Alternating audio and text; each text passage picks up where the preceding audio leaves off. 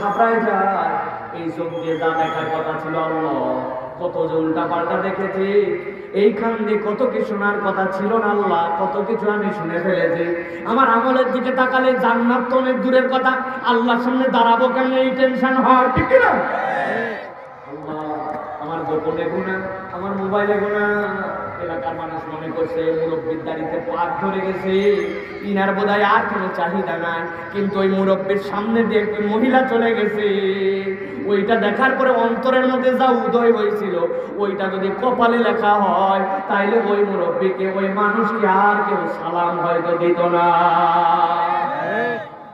ঘাবড়ায় যায়।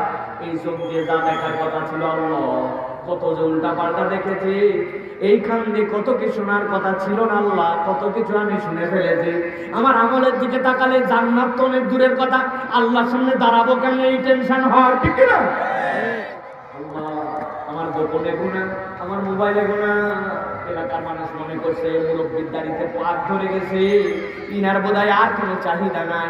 কিন্তু ওই মুরব্বির সামনে দিয়ে একটি মহিলা চলে গেছে, ওইটা দেখার পরে অন্তরের মধ্যে যা উদয় হয়েছিল, ওইটা যদি কপালে লেখা হয় তাইলে ওই মুরব্বিকে, ওই মানুষকে আর কেউ সালাম হয়তো দিত না।